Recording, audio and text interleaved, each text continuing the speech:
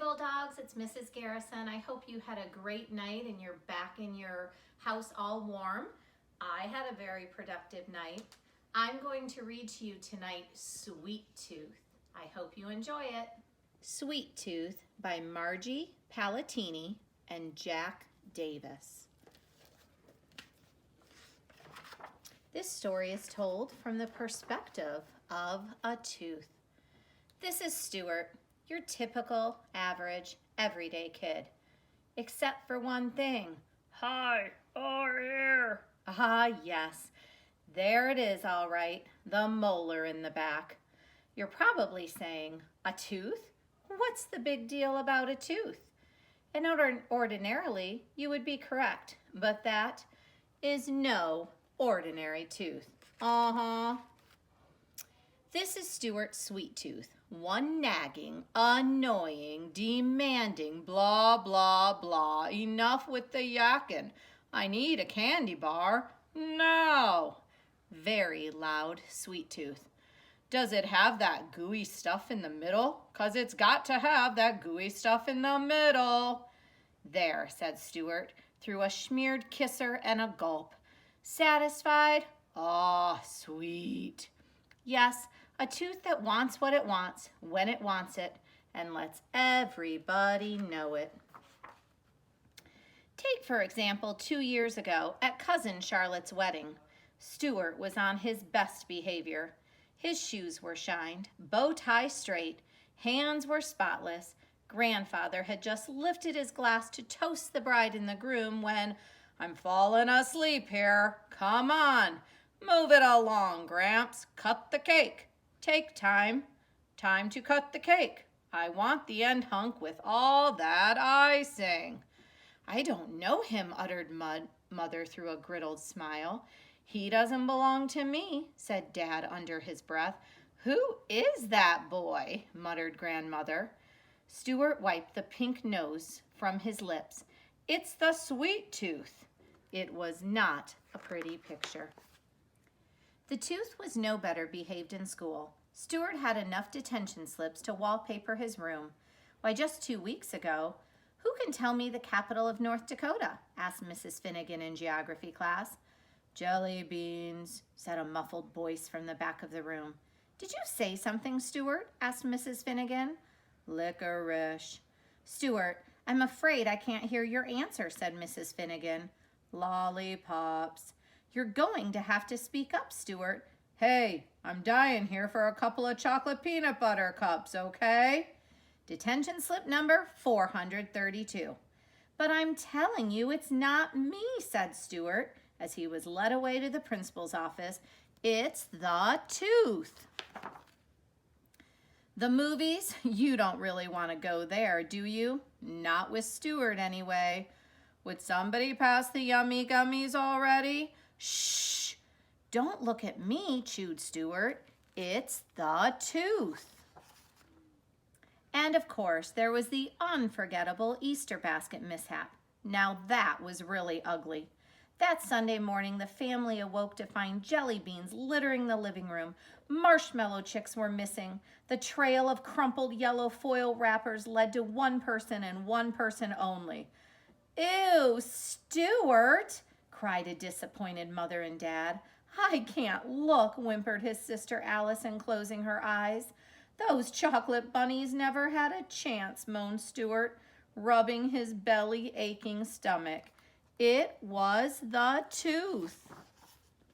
Hey, can we stop going down memory lane here and open up that bag of cookies? That's it. I've had enough, cried Stuart. Enough? I haven't even had one. No more cookies, shouted Stuart. No more candy, no more cake, no more nothing. That's no more anything, said the tooth. And who do you think you're kidding, kid? Bring on those chocolate chips. Stuart sighed. What choice did he have? He was a boy with one big sweet tooth. He tore open the bag. He grabbed one, then 2, 3, 4 cookies. He opened his mouth. Come to Papa, shouted the tooth. Stuart stopped. What are you waiting for, kid? Come on. Cookie, cookie, cookie, cookie. Stuart dropped the cookies, but not in his mouth. "It's over, Tooth," said a suddenly determined Stuart. "I'm cutting you off, starting right now. It's cold turkey." "Cold turkey? Yuck! I hate cold turkey. Unless you add a little cranberry sauce." "Didn't you hear me, Tooth?" cried Stuart. "I said it's over. From now on, there's nothing for you but Stuart gulped. "Healthy diet." "Healthy? Kids say you don't mean it," wailed the Tooth. But Stuart meant it all right. He meant every word. Yes, it was trying. Yes, it was difficult. Okay, it was darn near impossible. But Stuart stayed strong. For the Tooth, it was a different story. "Peas? You're giving me peas? Little dry green veggie marbles? Broccoli? You're feeding me a shrub? That's not going to do it. Dessert? Where's dessert? I'm begging you. When do we get to the good stuff?" "I can't hear you," said Stuart, putting down his fork and placing his hands over his ears. Strong. He stayed strong. "Just one eensy teensy chocolate-covered peanut before hitting the sack? How about it? A nush, a nibble, a breath mint, something?" "Forget it," said Stuart, turning off the light. Strong, strong. "Come on, what do you say? 1 spoonful of sugar?" urged the Tooth. As Stuart ate his cereal, Stuart shook his head. The Tooth was losing its grip, and it knew it. "A drop of chocolate milk? 1 measly little crumb-bum-crumb?" "No way," said Stuart, very strong. "Hey, watch that toothbrush," shouted the Tooth, "and keep that tongue on yours on the other side of your mouth, trying to wiggle me out of here, huh? Well, I'm not going, kid. I'm not going anywhere. Do you hear me? Do you hear me?" Stuart brushed, flossed, gargled. "Ugh," moaned the Tooth weakly. "He's not hearing me. I'll get you for this, kid." Stuart smiled. He was winning. Oh, yes, he was winning. 3 days passed. The Tooth was quiet. Very quiet. Almost too quiet. But Stuart wasn't thinking Tooth. He was thinking baseball. It was the biggest game of the season. Bottom of the 9th. Stuart was at the plate. Runners were on second and third. 2 outs, 2 strikes. The crowd was on their feet. The game was on the line. Stuart's team was down by 1 run. The pitcher went into his windup. There was a hush from the stands. A big, fat fastball was heading for the plate. It was all up to Stuart, and then, boy, could I go for a hunk of bubble gum right now. Swing, swish, hey, strike 3, yelled the umpire. You're out. Gotcha, said the Tooth. Now go get me some goodies. I'll get you goodies, mumbled Stuart, dropping the bat. Home he marched, into the kitchen, straight for the refrigerator. He yanked open the door, rustled through the vegetable bin. He flung lettuce. He tossed tomatoes. He hurled a head of cauliflower. And then he pulled out a carrot. That's right, a carrot. It's over for you, Tooth, announced Stuart defiantly, lifting the carrot above his head. What are you going to do with that? Asked his wide-eyed sister. Stuart grinned. He opened his mouth wide, very wide. Kid, no, not the carrot, not the carrot. Yes, the carrot, shouted Stuart. No, kid, no.